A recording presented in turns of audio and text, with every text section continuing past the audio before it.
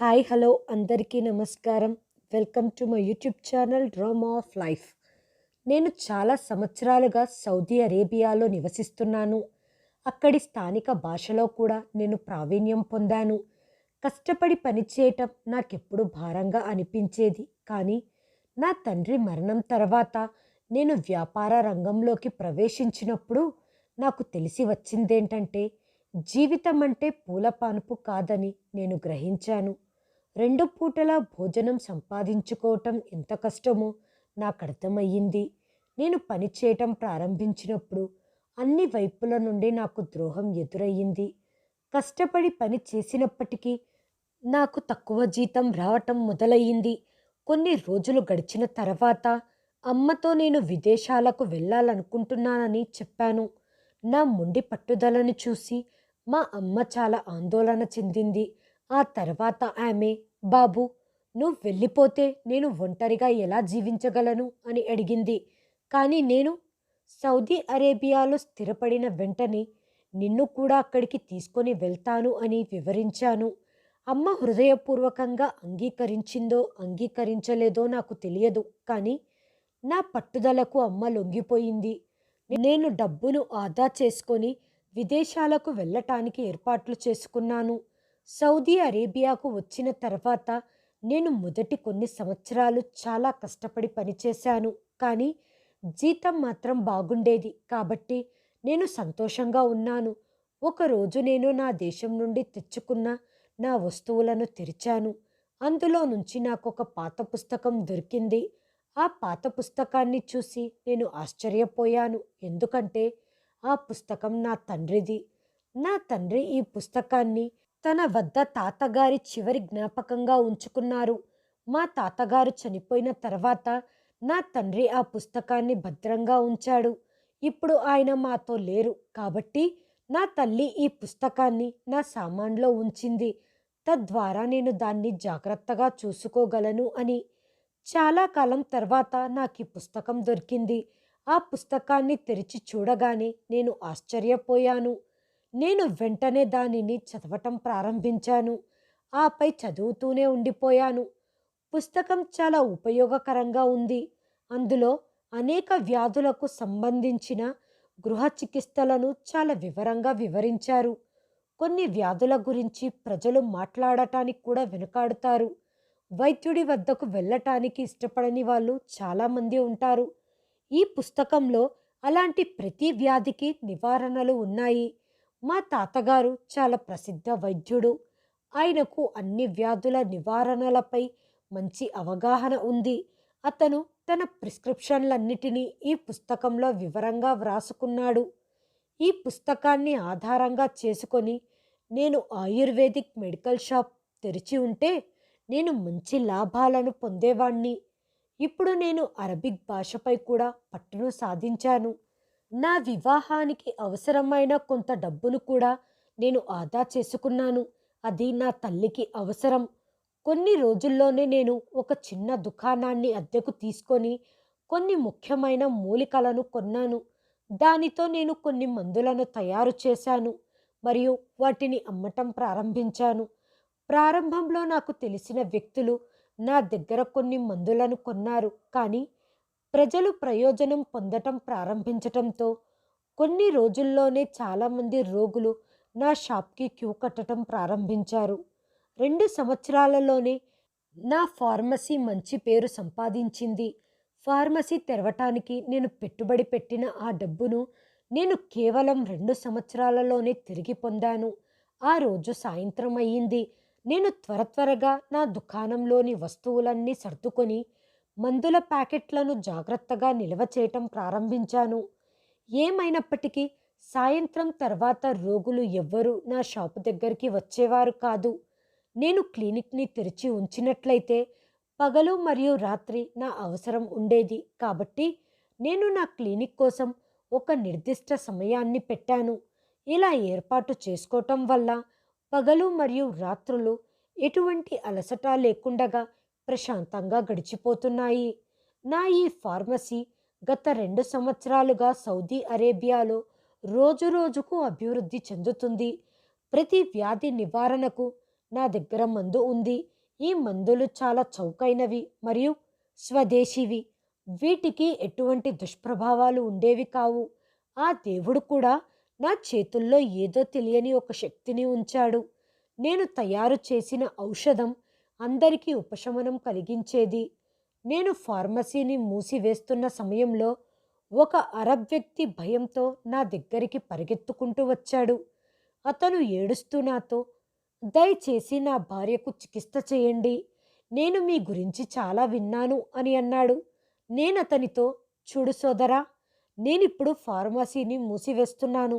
ఇది నేను విశ్రాంతి తీసుకునే సమయం కాబట్టి మీరు ఉదయం రండి అని నేనతనికి సున్నితంగా వివరించాను మరియు క్షమాపణలు చెప్పాను. ఆ వ్యక్తి ఆందోళన చెందుతూ నా చెయ్యి పట్టుకొని ఇలా చెప్పటం మొదలుపెట్టాడు. లేదు, నాకిప్పుడు మీ అవసరం చాలా ఉంది. నేను చాలా దూరం నుండి వచ్చాను. ఇప్పుడు నేను తిరిగి వెనక్కి కూడా వెళ్ళలేను. అలాగని మీకోసం ఎదురు కూడా చూడలేను. ఎందుకంటే నా భార్యకు పక్షవాతం వచ్చింది. నేను చాలా ఆందోళన చెందుతున్నాను. నేను చాలా మందులు ప్రయత్నించాను, కానీ ఎటువంటి ప్రభావం కనిపించలేదు. అతని సమస్య విని నేను ఆగిపోయాను. అప్పుడు ఆ అరబ్ వ్యక్తి ఇలా అన్నాడు, నేను చాలా పేదవాణ్ణి. నా భార్యకు పెద్ద హాస్పిటల్లో చికిత్స చేయించుకోలేను. నేను అతని వైపు జాగ్రత్తగా చూశాను. అతను మంచి ఎత్తుగా ఆరోగ్యంగా ఉన్న యువకుడు. అతని బట్టలు చాలా సింపుల్గా ఉన్నాయి. అవి చూస్తుంటేనే తెలుస్తుంది అతను అంత ధనవంతుడు కాదని. బహుశా అతను నాకు మందులకు పూర్తి డబ్బు కూడా ఇవ్వలేకపోవచ్చు అని అర్థమయ్యింది. మొదట నాకు అతన్ని తిరస్కరించాలని అనిపించింది, కానీ తర్వాత మానవత్వంతో నేను తల ఊపి సరే అని చెప్పాను. సరే, చింతించకు, నేనిప్పుడే నీతో పాటు వస్తానని అతనికి హామీ ఇచ్చిన తర్వాత నేను నా దుకాణానికి తిరిగి వెళ్ళాను. పక్షవాతం చికిత్సకు అవసరమైన మందు తీసుకొని అతనితో పాటు వెళ్ళటం ప్రారంభించాను. దారిలో అతను విచారకరమైన స్వరంతో తన భార్య పరిస్థితి గురించి చెప్పటం ప్రారంభించాడు. నా భార్య చాలా చురుగ్గా, ఫిట్టుగా ఉండే చిన్న వయసు అమ్మాయి. ఆమె రోజంతా ఇంట్లో పనిచేసినా అలసిపోయేది కాదు. కానీ 2 రోజుల క్రితం ఆమెకు పక్షవాతం రావటంతో ఆమె మంచానికే పరిమితమయ్యింది. ఇప్పుడు ఆమె కదలలేకపోతుంది, ఏ పని చెయ్యలేకపోతుంది. అరబ్ వ్యక్తి ఏడుస్తూ ఇలా చెప్పటం మొదలుపెట్టాడు. నాకు నా భార్య అంటే చాలా ఇష్టం. నేను నా భార్యను చాలా ప్రేమిస్తున్నాను. అది నా నియంత్రణలో ఉంటే నేను జీవితాంతం ఆమెను కూర్చోబెట్టి ఆహారం ఇచ్చేవాడిని. కానీ నా సమస్య ఏంటంటే ఆమె చాలా చిన్న వయసు అమ్మాయి. ఆమె నిస్సహాయంగా బలవంతంగా మంచం మీద పడి ఉంటుంది. ఆమె తన పరిస్థితిని తలుచుకొని చాలా ఏడుస్తుంది. ఎప్పుడు ఉత్సాహంగా తిరిగే అమ్మాయి ఇప్పుడు జీవితాంతం మంచం మీద ఉండలేదు అని బాధపడుతుంటే నేనతన్ని ఓదారుస్తూ, చింతించకు, ఆ అల్లా నిన్ను నా దగ్గరికి పంపించినట్లయితే ఖచ్చితంగా నీ భార్య రోగానికి మందును నా చేతుల్లోనే ఉంచి ఉంటాడు అని అన్నాను. నా మాటలు విన్న అతడు కొంచెం శాంతించాడు. మేమతని ఇంటికి చేరుకునే సమయానికి రాత్రి అయ్యింది. అతను నన్ను ఇంట్లోకి తీసుకెళ్ళి లైట్ ఆన్ చేసి నేరుగా తన గదికి తీసుకెళ్లాడు. ముందు మంచం మీద ఒక యువతి బెడ్షీట్ కప్పుకొని పడుకొని ఉంది.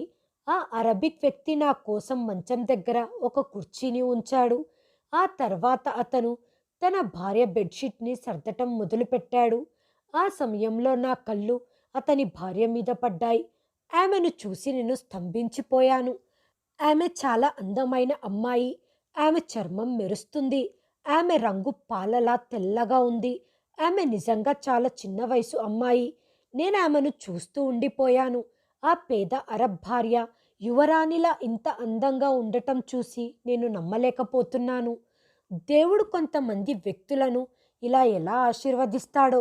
నేనతని అదృష్టాన్ని చూసి ఆశ్చర్యపోయాను.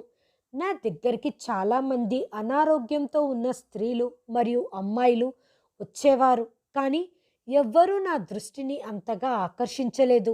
అకస్మాత్తుగా నా ఉద్దేశాలు చెడుగా మారటం ప్రారంభించాయి. ఏదో దుష్టశక్తి ప్రభావం నా మనసును ఆధిపత్యం చేయటం ప్రారంభించింది. ఏదేమైనా ఆమె నా దయపై ఆధారపడి ఉంది. కనురెప్ప వేయటం కూడా మర్చిపోయి నేను ఆమెను చూస్తూ ఉండిపోయాను. నేను ఆమె వైపు చూస్తుండగా ఆ అరబ్ నన్ను కదిలించి నా ఆలోచనలను బద్దలు కొట్టాడు. నేను ఆశ్చర్యపోయి ఒక్కసారిగా స్పృహలోకి వచ్చాను. అప్పుడతడు, హకీం సాబ్, నేను చాలాసేపటి నుండి మిమ్మల్ని పిలుస్తున్నాను. మీరు మాత్రం ఏదో లోకంలో ఉన్నారు. నా భార్య అనారోగ్యాన్ని నయం చేయటం సాధ్యమేనా? లేదా ఆందోళన చెందే విషయం ఏదైనా ఉందా అని అడిగాడు. అతని గొంతులో భయం ఉంది. నా నిశ్శబ్దం మరియు నిరుత్సాహం కారణంగా అతను కలవరపడ్డాడు. తన భార్య ఉన్న పరిస్థితిని చూసి నేను ఏదో పెద్ద సమస్యను గమనించానని, అందుకే నేను స్పందించటం లేదని అతను అనుకున్నాడు. నేను వెంటనే, అవునవును, ఇది కొంత ఆందోళనకరమైన పరిస్థితి. మీ భార్య పక్షవాతం తగ్గటానికి ఒక ప్రత్యేక మూలికతో ఆవిరి పట్టాలి.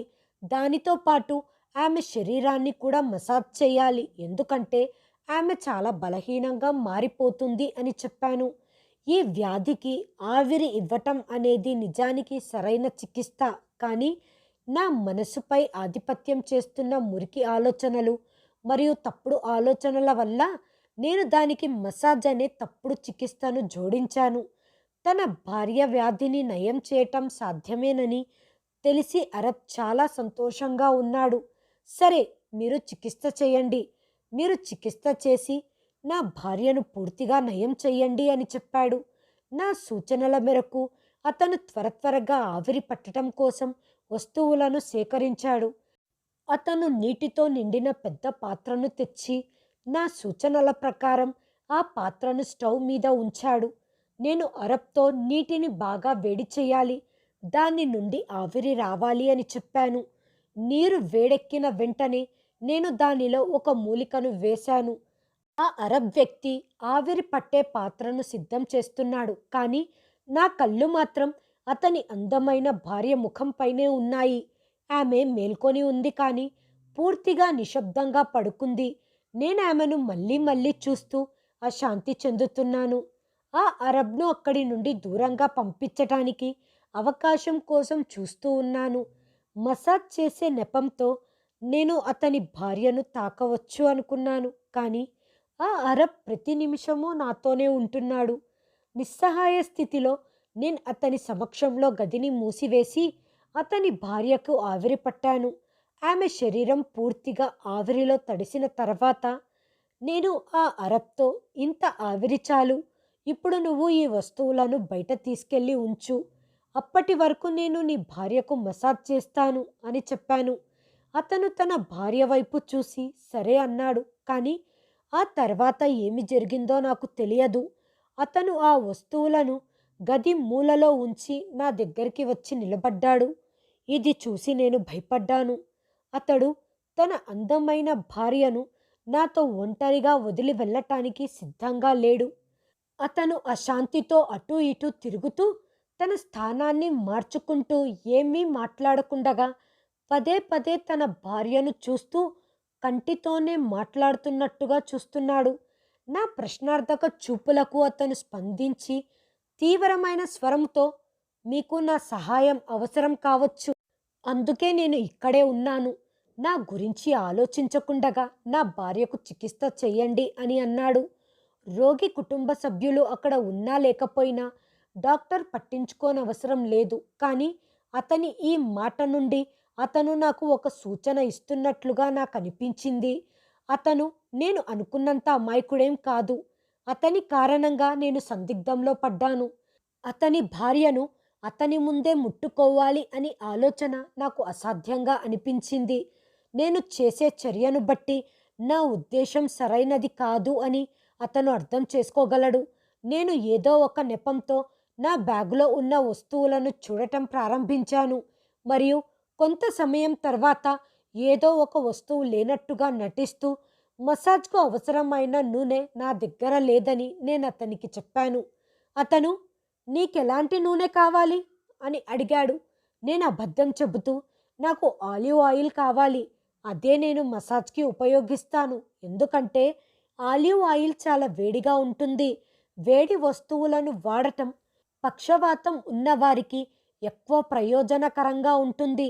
నేను మరుసటి రోజు ఆలివ్ ఆయిల్ తెచ్చి వేడి చేసి మీ భార్యకు మసాజ్ చేస్తాను అని చెప్పాను. ఇది విన్న అరబ్ కోపంగా, అలా అయితే నేనే స్వయంగా నా భార్యకు ఆ ఆయిల్తో మసాజ్ చేస్తాను. ఆలివ్ ఆయిల్ కొనటం పెద్ద విషయమేం కాదు, కాబట్టి నేనే స్వయంగా ఆమెకు మాలిష్ చేస్తాను అన్నాడు. అతని సమాధానం విని నేను ఆశ్చర్యంగా అతని వైపు చూసి ఆగిపోయాను.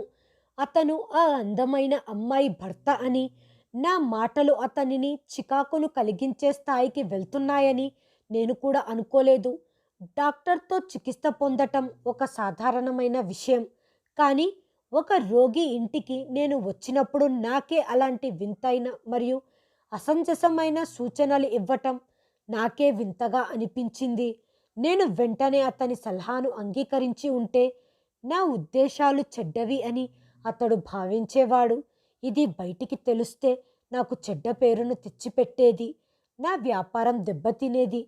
చికిత్స కోసం నా వద్దకు వచ్చిన మహిళలు మరియు బాలికలు కూడా జాగ్రత్త పడతారు. నేను వెంటనే ఇది సాధారణమైన మసాజ్ కాదు, సాధారణమైనదే అయితే నేను స్వయంగా నీకే చెయ్యమని చెప్పేవాడిని. కానీ పక్షవాతం ఉన్న రోగికి ప్రభావిత భాగాలపై మసాజ్ ఒక ప్రత్యేక పద్ధతిలో చెయ్యాలి. ఆ విధంగా నేను లేదా నాలాగే ప్రత్యేకమైన డాక్టర్లు మాత్రమే దీన్ని చెయ్యగలరు. అప్పుడే ఆ మసాజ్ చేయటం వల్ల ప్రయోజనం ఉంటుంది. మీరు అలా చెయ్యలేరు అని చెప్పి నేను ఏదో విధంగా అతన్ని తప్పించుకొని ఆ రోజు అక్కడి నుండి తిరిగి వచ్చాను. కానీ ఆ అరబ్కి నాపై అనుమానం వచ్చినట్లు నాకు అనిపించింది. అతను చాలా ఆందోళన చెందుతున్నట్లుగా కనిపిస్తున్నాడు. భార్య చాలా అందంగా ఉండటంతో ఆమెను వేరే ఏ పురుషుణ్ణి కూడా అంత సులభంగా తాకనివ్వడు.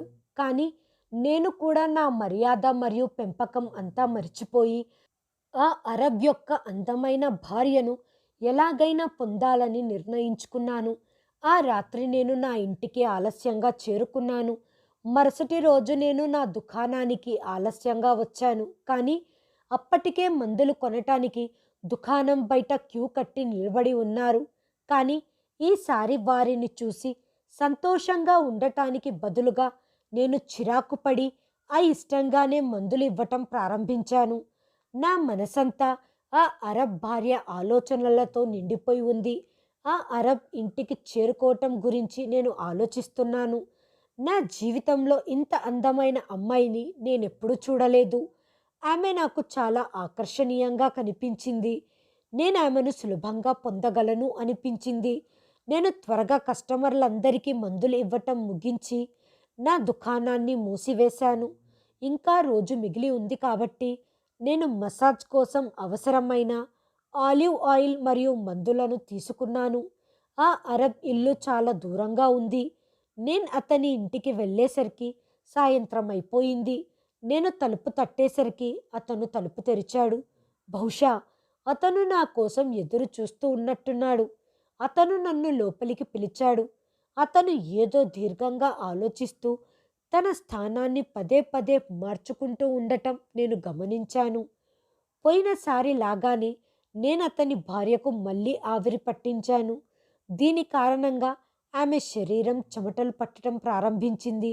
అది చూసిన అరబ్ నా భార్యకు ఆవిరి పట్టడంతో మాత్రమే నయమైతే మసాజ్ చేయనవసరం లేదు కదా అని అడిగాడు. నేను అతని ప్రశ్నకు పెద్దగా స్పందించకుండగా భుజాలు ఎగరేస్తూ, ఈ పద్ధతిలో ఆమెకు నయం అవ్వటానికి చాలా సమయం పడుతుంది. అంతేకాకుండా చాలా డబ్బు కూడా ఖర్చవుతుంది. నువ్వు ఆ ఖర్చు భరించలేవు. నేను అనుకోకుండా ఖర్చు గురించి చెప్పేసరికి అతను ఆందోళన చెంది మౌనంగా ఉండిపోయాడు. నేను ఆమెకు ఆవిరి పట్టించి ఆపై ఆలివ్ నూనెను కొద్దిగా వేడి చేశాను. ఈసారి అరబ్ ఆవిరి పట్టిన వస్తువులను తీసుకొని గది నుండి బయటికి వెళ్ళాడు. దీన్ని చూసి నేను ఆనందించాను. నేను త్వరగా లేచి ఆ అమ్మాయిని ముట్టుకున్నాను. నేను ఎప్పుడైతే ఆ అమ్మాయిని ముట్టుకున్నానో అనుకోకుండా ఆమె శరీరంలో కదలికను గమనించాను. అది చూసి నాకు ఊపిరి ఆగిపోయినంత పనయింది. నేను వెంటనే ఒక అడుగు వెనక్కి వేశాను. నా ఈ చర్యతో పక్కనే ఉన్న గాజు గ్లాసు కింద పడిన శబ్దం వచ్చింది. ఆ శబ్దం విని అరబ్ వెంటనే గదిలోకి పరిగెత్తుకుంటూ వచ్చాడు.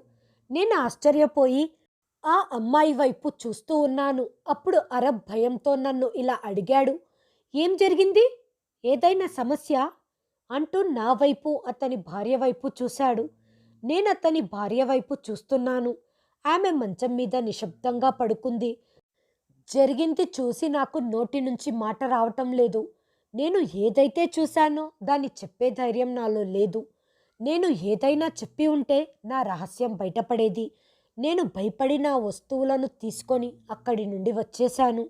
అరబ్ నన్ను పదే పదే ప్రశ్నలు అడుగుతూనే ఉన్నాడు. కానీ నేను ఒక్క క్షణం కూడా అక్కడ ఉండలేదు. నా ముఖం మీద చెమటలు పట్టాయి. నేను వెళ్ళిన తర్వాత అక్కడ ఏమి జరిగిందో నాకు తెలియదు. ఎందుకంటే నా ఆందోళన చూసి ఆ అరబీ ఏడవటం ప్రారంభించాడు. నాకు అంతా కలలో ఉన్నట్టుగా అనిపించింది. నా జీవితంలో మొదటిసారి నేను అలాంటి రోగిని చూస్తున్నాను. నేను ఏదో ఒక విధంగా నా ఇంటికి చేరుకొని మంచం మీద పడ్డాను. నా మనసు ఆలోచనలలో చిక్కుకుంది.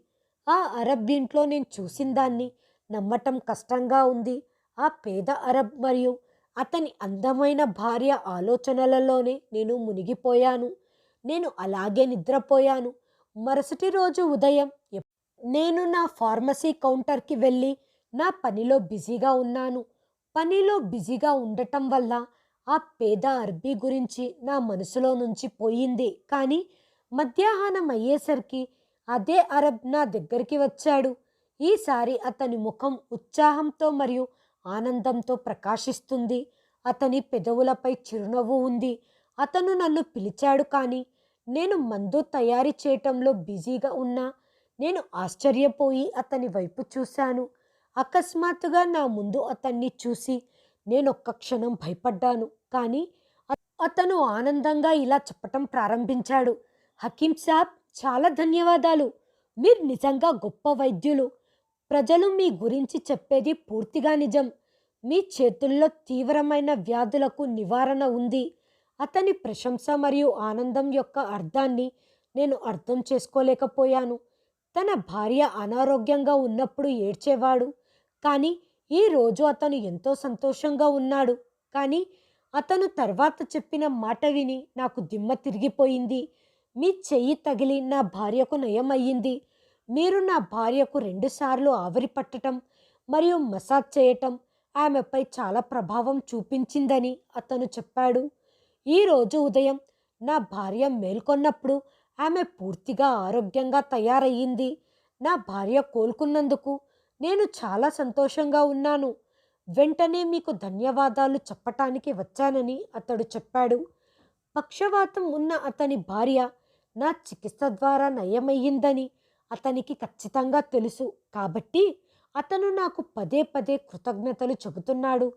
పైకి అలా అనిపిస్తుంది, కానీ వాస్తవం వేరేలా ఉంది. నాకు అతని భార్య గురించి నిజం చెప్పాలని అనిపించింది, కానీ నేను మౌనంగా ఉండిపోయాను. ఒక్క మాట కూడా చెప్పటానికి ధైర్యం చేయలేదు. అతని ధన్యవాదాలు స్వీకరించాను. అప్పుడే అతను నాకు ఫీజిచ్చాడు.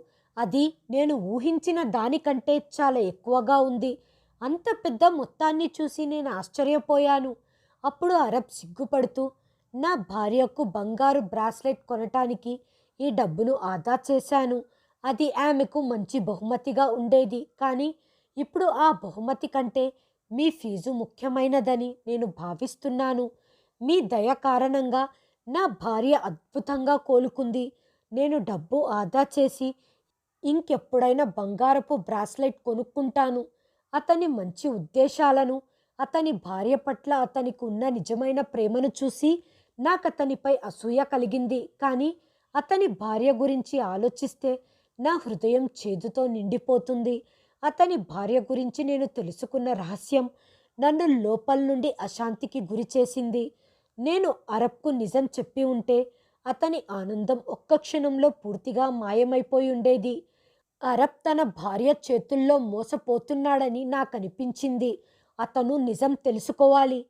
ఫీజు మొత్తాన్ని నా దగ్గర ఉంచుకున్న తర్వాత నేను అకస్మాత్తుగా అతని భార్యను మరోసారి కలవాలనుకుంటున్నానని చెప్పాను. అతను అనుమతిస్తే ఆమెను చివరిసారిగా ఒక్కసారి పరీక్షించటం అవసరం. ఇది చెబుతూ నేను కొంచెం సంకోచించాను. ఎందుకంటే ఆ అరబ్ నన్ను ముందు నుంచే అనుమానిస్తున్నాడని నాకు తెలుసు. కానీ ఈసారి నా ఉద్దేశం స్పష్టంగా ఉంది. ఆ ఆ మోసపూరిత అమ్మాయి యొక్క నిజమైన ముఖాన్ని ఆమె భర్తకు చూపించగలిగేలా అతని భార్యతో మాట్లాడటమే నా ఏకైక లక్ష్యం. నేను పట్టుబట్టి అనుమతి అడిగిన తర్వాత ఆ అరబ్ సీరియస్గా మారి, క్షమించండి, నా భార్య చాలా అందంగా ఉంటుంది. ఆమె అందాన్ని చూసి నాలో భయం కలిగేది. ఎవరైనా ఆమె వైపు దృష్టి సారించినప్పుడల్లా నాకు సందేహాలు వస్తాయి అని అన్నాడు. అతను నాకు క్షమాపణలు చెప్పి, నువ్వు నా భార్యతో మంచి ఉద్దేశంతోనే ప్రవర్తించావు, కానీ నేను నిన్ను అనుమానించినందుకు నాకు సిగ్గుగా ఉంది అని అన్నాడు. నువ్వు ఎప్పుడు కావాలంటే అప్పుడు మా ఇంటికి రావచ్చు అన్నాడు. అతని క్షమాపణను అంగీకరించి నేనతనిని ఓదార్చాను. నేనతని భార్యను ముట్టుకున్న ఆ సమయం పదే పదే నా మనసులోకి వస్తుంది. త్వరలోనే అతని ఇంటికి వెళ్ళాలని నిర్ణయించుకున్నాను. నా బిజీ షెడ్యూల్ కారణంగా నాకు 2-3 రోజులు క్లినిక్లోనే గడిచిపోయాయి. నేను ఆ అరబ్ ఇంటికి వెళ్ళలేకపోయాను. కానీ కొన్ని రోజుల తర్వాత, శుక్రవారం ప్రార్థనలు చేసిన తర్వాత, నా క్లినిక్లో దాదాపు రోగులు తక్కువగా ఉన్నప్పుడు నేను వారికి అవసరమైన మందులను త్వరగా ఇచ్చాను. మరియు క్లినిక్ మూసివేసిన తర్వాత నేను ఆ అరబ్ ఇంటికి బయలుదేరాను. అక్కడికి చేరుకున్నప్పుడు అదే అరబ్ తలుపు తెరిచాడు. అతను నన్ను చూసి నన్ను హృదయపూర్వకంగా స్వాగతించి లోపలికి తీసుకెళ్లాడు. అతని భార్య చాలా అందమైన దుస్తులు ధరించి వంటగదిలో టీ తయారు చేస్తుంది. అనారోగ్యంతో ఉన్న అమ్మాయి అందం ఆమె అందమైన దుస్తులలో మరింత ప్రకాశవంతంగా కనిపించింది. ఆమె నన్ను చూడగానే చాలా భయపడిపోయింది. అయితే అది చూసి అసంకల్పితంగా నా పెదవులపై వ్యంగ్యంగా చిరునవ్వు వచ్చింది. ఆమె భర్త పిలుపు మేరకు ఆమె బలవంతంగా నా ముందుకు వచ్చి నాతో చూపులు కలిపే ధైర్యం చెయ్యలేక తప్పించుకుంటూ ధన్యవాదాలు తెలిపింది. తరువాత త్వరగా వంటగదికి తిరిగి వెళ్ళింది. నేనతని భార్యతో మాట్లాడే అవకాశం కోసం ఎదురు చూస్తూ ఉన్నాను.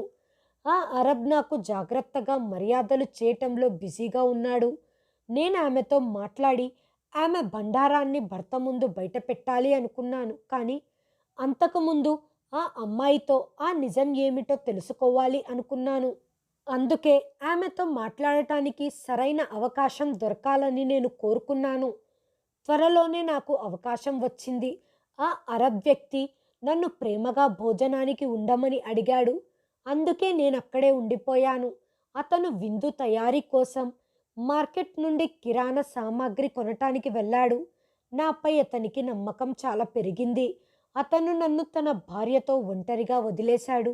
ఇంత మంచి వ్యక్తి భార్యపై చెడు దృష్టి పెట్టినందుకు నా మనస్సాక్షి నన్ను లోపల సిగ్గుపడేలా చేస్తుంది.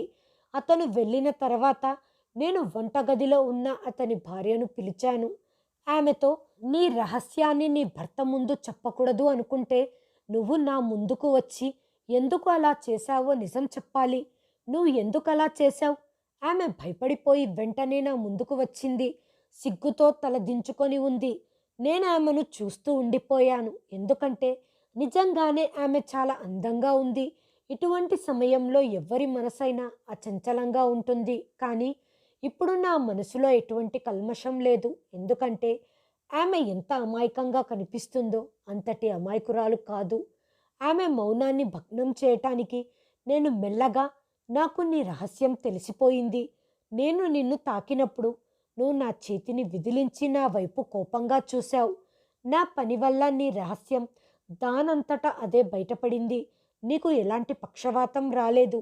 అదే సమయంలో ఆమెకు ఆరోగ్యం బాగోలేదని ఆమె భర్త నా దగ్గరికి వచ్చి ఏడుస్తూ నన్ను బతిమాలటం నాకు గుర్తుకు వచ్చింది. అతను తన భార్య ఆరోగ్యం గురించి అందరితో చర్చించి అతని భార్యకు ఏ విధంగా మంచి వైద్యం అందించాలి అని అందరితో సలహాలు తీసుకున్నాడు. కానీ ఆ అమ్మాయి అంత నాటకం చేస్తుందని అతనికి తెలియదు. నా మాటలు విని ఆమె ఇంకా తల వంచుకొని ఉంది. నీ భర్త నీ కోసం డబ్బులు దాచి ఉంచాడు. ఆ డబ్బుతో బంగారు బ్రాస్లెట్ను కొని నీకు బహుమతిగా ఇవ్వాలి అనుకున్నాడు. కానీ అతను ఆ డబ్బును నేను చేసిన వైద్యానికి ఫీజు రూపంలో ఇవ్వాల్సి వచ్చింది. ఆ మాట విని ఆమె ఆశ్చర్యంతో తల పైకెత్తి ఏడుస్తున్న కళ్ళతో నన్ను చూసింది. ఆమె మళ్ళీ తలదించుకుంది. నేను మెల్లగా, మీరు ఈ అబద్ధపు నాటకం ఎందుకు చేశారు అని అడిగాను. నీ భర్త నీ ఆరోగ్యం కోసం చాలా బాధపడ్డాడు అన్నాను. అప్పుడు ఆమె మాట్లాడుతూ, ఉదయం నేను లేచేసరికి నా నడుములో నొప్పిగా అనిపించింది. నేను కదలలేని స్థితి ఏర్పడింది. నేను గట్టిగా అరిచి ఏడుస్తూ, నేను కదలలేకపోతున్నాను అన్నాను. నా భర్త ఇది విని కంగారుపడి నాకు ఆసరాగా నిలబడి లేపటానికి ప్రయత్నించాడు. అతనికి ఏం చెయ్యాలో తోచటం లేదు. నా భర్త నన్ను చాలా ప్రేమించేవాడు. అతను ఎప్పుడూ నాతో స్నేహపూర్వకంగా మెలిగేవాడు కాదు. గంభీరంగా వ్యవహరించేవాడు. అతడికి మాటకు ముందు కోపం వచ్చేది. ఏ విషయాన్ని కూడా సీరియస్గా పట్టించుకునేవారు కాదు. కానీ ఆ రోజు నేను బాధపడటం చూసి అతనిలో కొత్త రూపం చూశాను. అది చూసి నాకు ఆశ్చర్యం వేసింది, ఆనందం కూడా కలిగింది. ఆయనకు నా మీద ఎంత ప్రేమ ఉందో అర్థమయ్యింది. ఆయన సహాయంతో నేను లేచి నిలబడ్డప్పుడు నా నడుము నొప్పి మాయమైపోయింది. అప్పుడే నాకొక ఆలోచన వచ్చింది. నా భర్తను ఆట పట్టిద్దామనిపించింది. నేను మంచం మీద పడిపోయి నటిస్తూ నా శరీరం దేనికి స్పందించటం లేదు అని చెప్పాను. ఈ మాట విన్న నా భర్త ఆందోళన చెంది అదే ఆందోళనతో ఇంట్లో నుంచి బయటికి వెళ్ళిపోయారు. ఆయన అనుకోకుండాగా బయటికి వెళ్ళిపోవటంతో నాలో కంగారు మొదలయ్యింది. ఆయన తిరిగి వచ్చాక ఇది నా చిలిపి పని అని ఆయనకు చెప్పాలనుకున్నాను. కానీ ఆయన తిరిగి వచ్చాక నేను ఒక డాక్టర్ని కలిశాను. అతను నిన్ను చూడటానికి వస్తారు అన్నారు. ఇది విని నేను నిజం చెప్పలేకపోయాను. డాక్టర్ వచ్చి నన్ను చెకప్ చేస్తే నేను అబద్ధం చెప్తున్నానని నా భర్తకు తెలిసిపోతుంది అని నేను భయపడ్డాను. అందుకే ఆ నాటకాన్ని అలాగే కొనసాగించాను. డాక్టర్ వచ్చి ఒక చిన్న చెకప్ చేశాడు మరియు మందులు రాసిన తర్వాత అతను వెళ్ళిపోయాడు. నా భర్త గంభీరత మరియు ఆందోళన చూసి నా నాటకం ఎక్కువయ్యింది అని నాపై నాకే చిరాకు వేసింది. తన భర్త కోపంగా ఉంటాడని నిజం చెప్పటానికి ఆమె భయపడింది. తన నాటకం తనకు పెద్ద సమస్యగా మారిందని ఆమె చెప్పింది. కానీ మీరు నా పట్ల చెడు ఉద్దేశాలను కలిగి నన్ను తాకినప్పుడు నేను దానిని తట్టుకోలేకపోయాను. అందుకే నేను మీ చేతిని దూరంగా ఉంచాను. నన్ను ఈ స్థితిలో చూసి మీరు షాక్ అయ్యారు.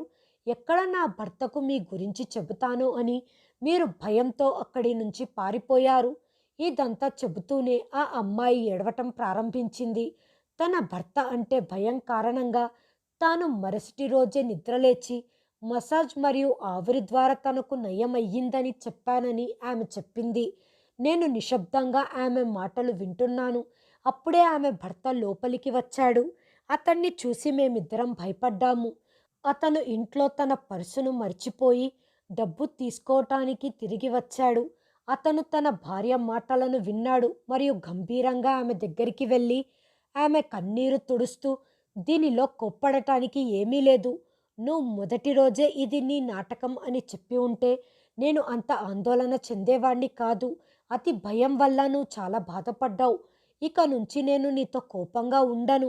ఆ తర్వాత వాళ్ళిద్దరూ ఒకరికొకరు క్షమాపణలు చెప్పుకొని దగ్గరయ్యారు. నేను సిగ్గుతో అతనికి క్షమాపణలు చెప్పుకున్నాను.